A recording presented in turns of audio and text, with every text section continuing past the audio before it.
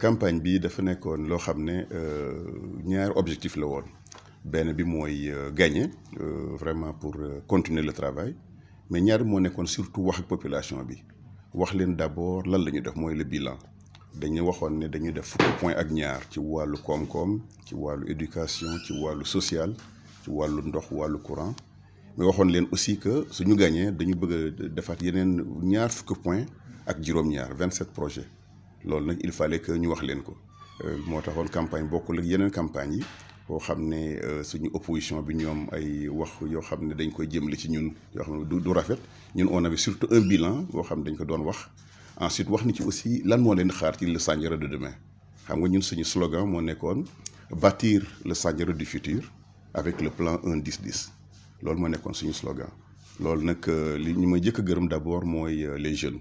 parce que xam nga le programme qu'on a c'est le plan Sandiara émergent or plan Sandiara émergent ñett axes yooyu nga xam ne moom la ñuy depuis 2014 yooyu la ñu kon ne rek mooy d'abord le capital humain nooy fexe ba 95% xale yi am ay écoles donc il fallait ñu def le bilan des écoles tey ñu ngi ci juróom-ñetti lycée ak collège foog naa Mbour sax ñoo ko ëpp ay lycée ak collège juróom-ñett ñu ngi ci presque 14 500 élèves yoo xam ne étudiants école primaire ñu ngi ci école yi sur une population de 36 000 donc yooyu la ñu waroon defaat waxaat nit ñi bu baax a baax pourquoi ñu koy def ñaareel bi nga xam ne c'était très important mais en même temps wax leen aussi que am na ñetti universités fii ñëw xam suñu demee ba Sandiara war a accueillir ay université fii université de Dakar mooy dem Mbourokh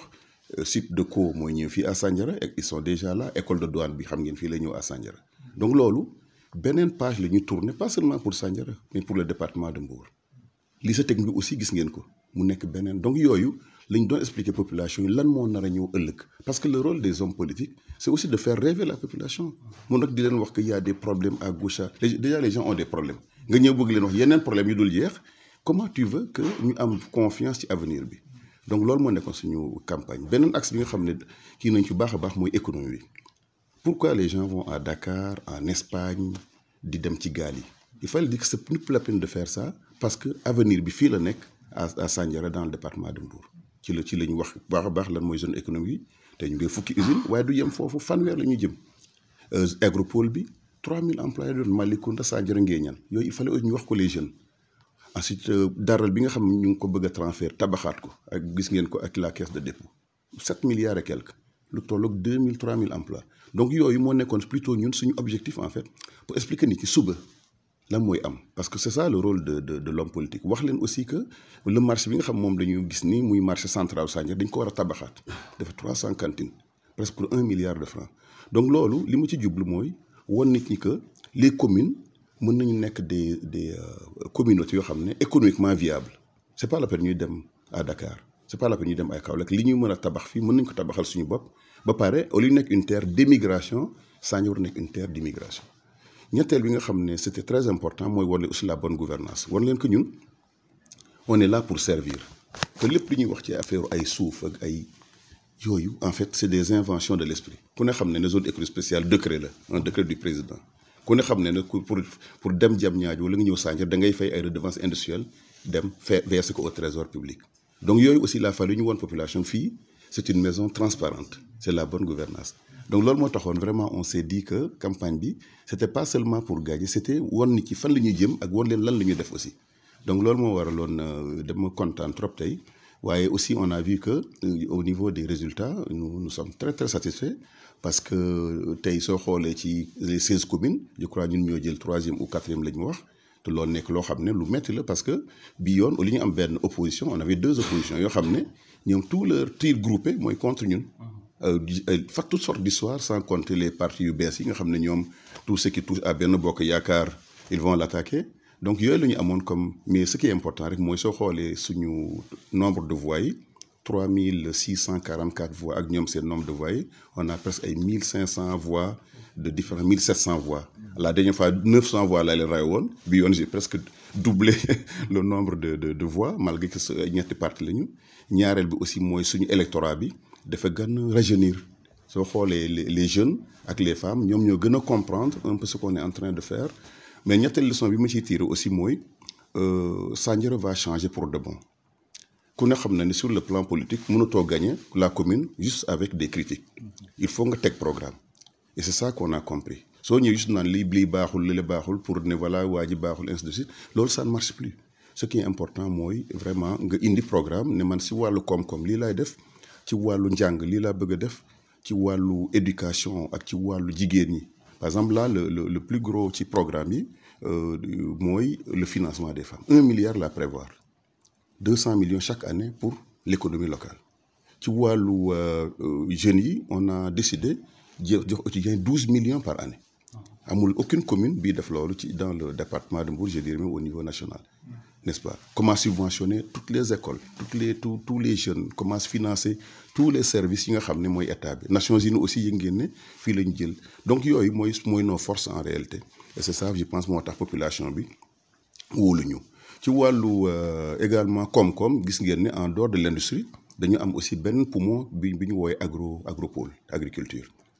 agropole intercommunal 56 milliards lañ ci nar a def man maay président bi pour embaucher des jeunes et tout ça donc loolu moo nekkoon vraiment je crois les points focaux yi nga xam ne population bi ñu xoolee suñu bilan ce qu'on a fait ci 5 ans yi 12 projets la ñu waxoon on en a fait 36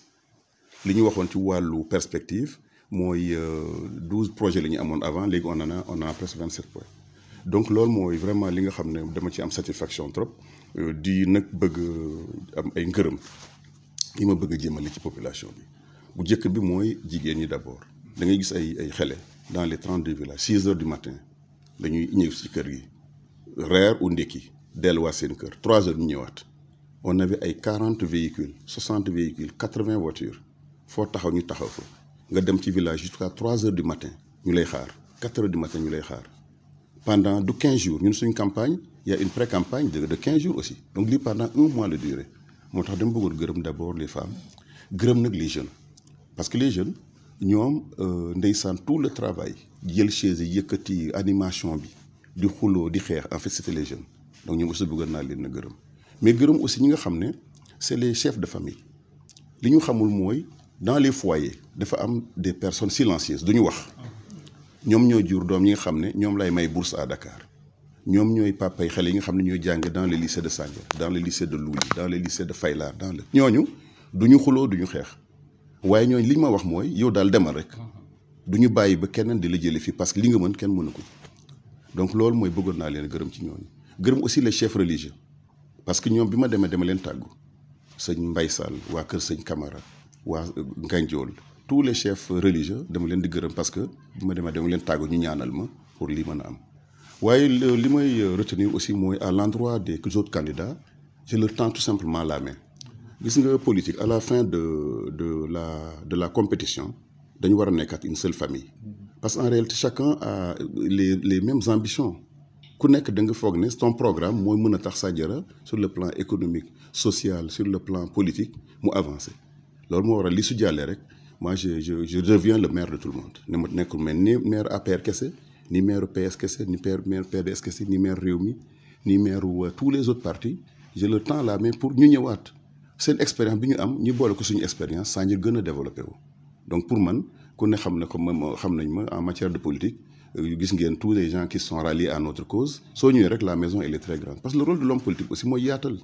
la politique warta nekk de ay am mbiru ennemi c'est une adversité boo xam ne tout c'est une compétition boo xam ne alors c'est le temps des élections après ça maintenant ku nekk ñëwaat pour ne ban solution laa am contre le chômage des jeunes contre le chômage des femmes lan la am contre le manque d'eau le manque d'électricité donc loolu mooy li nga xam ne maintenant moom laay vraiment l'appel bi may lancer à la population ñi ma voté lëg ñi ma voté lu lëg ñi nga xam ne ànd nañ ma ànduñu ak man yooyu yëpp pour man sama njaboot lañu man maay seen maire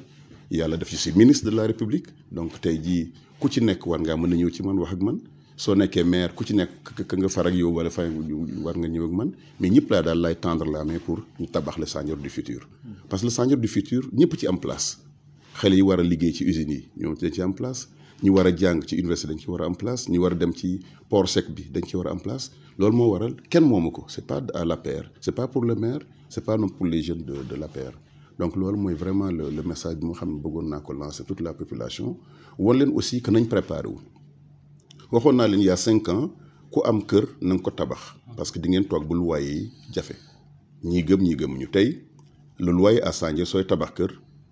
avant muy pare dañ koy jël déjà les loyers sont presque aussi chers à Mbour qu'à Dakar loolu laa leen waxaat que nañ prépare parce que Sandiara dans 5 ans dafa nar a nekk une zone boo xam ne d'abord industrielle ku ne xam na que industrie fu mu am rek koom-koom dafay am dès que les industries arrivent day am ay salaires am ay impôts am ay taxes pouvoir d'achat day yokk donc les gens vont dépenser vont consommer ça veut dire aussi képp koo xam ne am nga projet su yeboo nga taxawal ko mel ni ñaareel bi mooy day doon une zone académique comme Dakar ay université ku ne xam ne fu nekk am na université professeur dañ fay dëkk étudiants yi commencé di fa dëkk étranger ñëw di fa dëkk loolu aussi dafa laaj nit ñi préparé wu à l'accueil de cela ñetteel bi mooy day doon une zone portuaire le port de Dakar ku ne xam ne ne en 1865 le développement de Dakar le port moo ko waraloon 1865 amatul beneen port à part le port de Ndayane bi ñu lancé la première pierre par Macky Sall presque 100 et quelques années plus tard donc le port de Sandiara du caaxaan c'est pour 1000 camions et 6000 conteneurs donc beneen économie lay doon et li nga xam ne moom moo ci mujj te am importance mooy la zone logistique maanaam Sandiara ëllëg dafa nar nekk zone boo xam ne tout le marché international mooy marché Sandiara bi nga xam ne marché de fruits lay doon marché de légumes marché boo xam ne day am affaire u jën lay doon ay congélation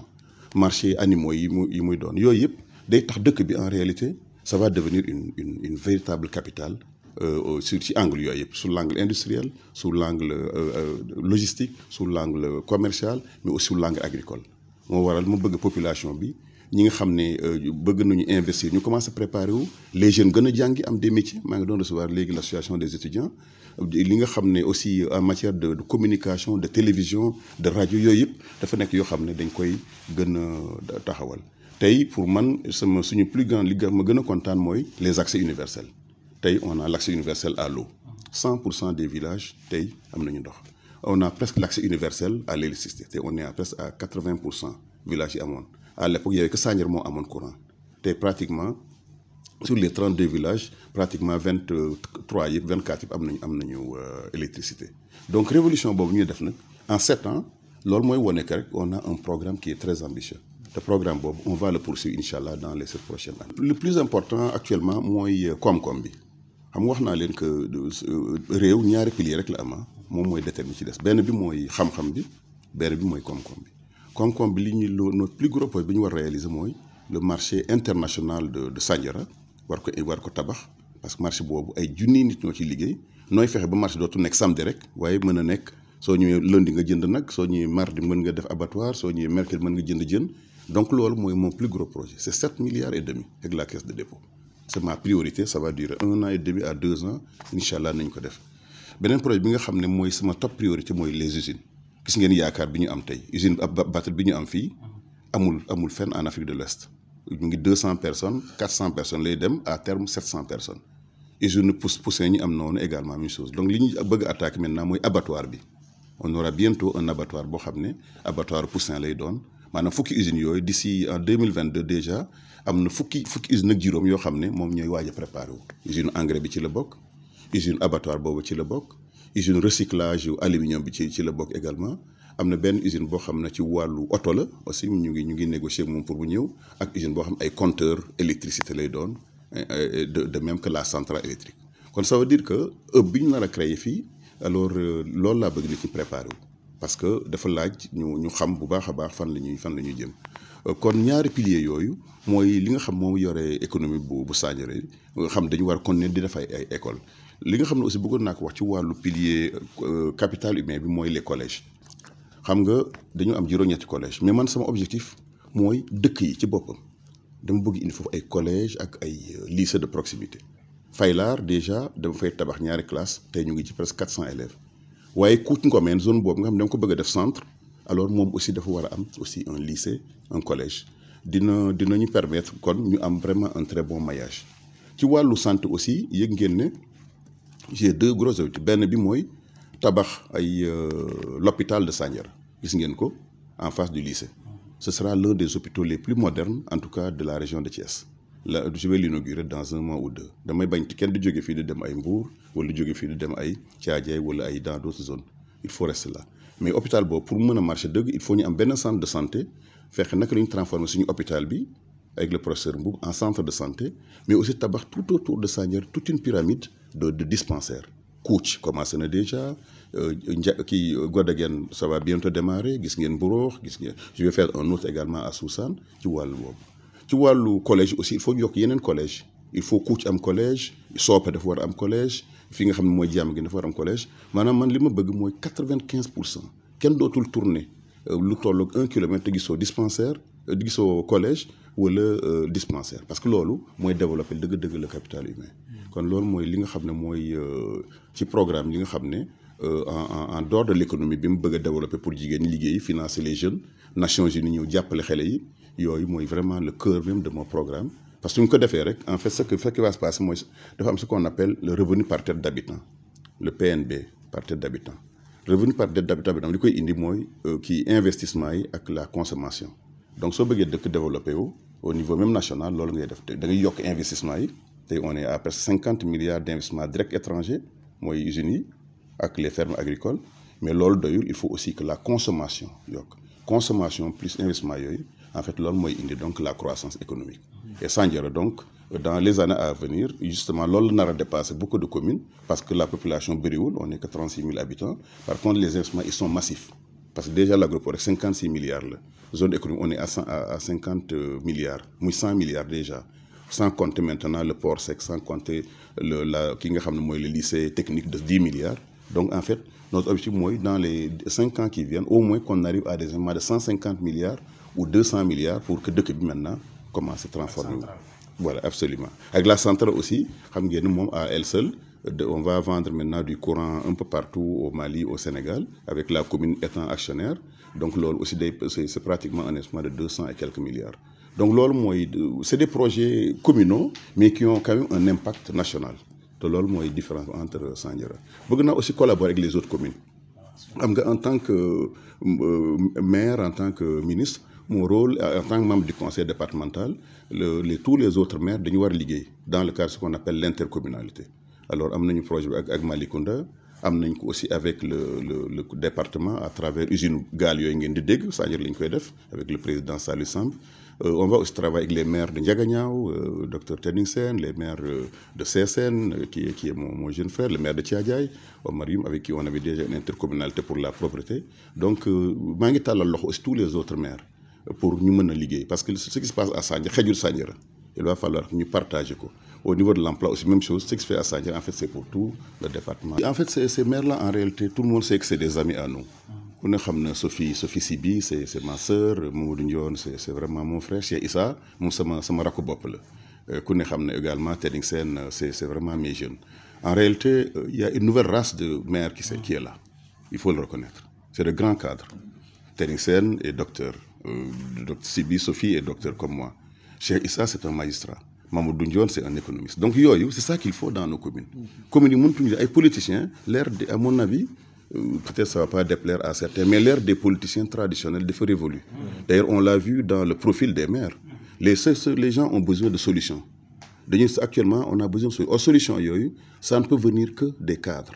parce que les problèmes sont complexes soo gisee noo régler les problèmes de chômage les problèmes de pauvreté les problèmes de santé en réalité tu ne peux pas les faire qu'avec le budget de l'État dafa laaj nga jël avion dem à Londres dem négocier ji jël avion dem Dubaï gisi les gars dem jëlile ça nag les maires traditionnels yoo xam ne soo dépassé Dakar tu ne sais plus où aller mais loolu ce n'est plus possible je suis désolé donc loolu moo waral tey les populations ont compris et je crois que le message bi population yi lancé qui soo xoolee par exemple je suis frappé par l'élection du maire Serigne Mboup à Kaolack voilà là c'est un chef d'entreprise qu'ils ont élu n'est-ce pas parce que l'espoir bi moom moo demee noonu je pense que la leçon qu'on doit tirer de ces élections mooy loolu aussi mooy les communes sont devenues un vrai démembrement de l'État ensuite les communes sont devenues un véritable porteur de développement en tout cas d'espoir moo tax compétition bi gën a serré et c'est pour cette raison que nous on est très engagés en tout cas avec mes équipes pour vraiment développer les communes je voulais aussi remercier quand même sama directeur de campagne Aliou Ñing toutes mes équipes de communication ñoom Ndiol Gaye et les jeunes parce que aussi c'est un travail d'équipe soo xoolee ñun comment on a travaillé c'était un travail systématique un travail très technique boo xam ne ça nous a permis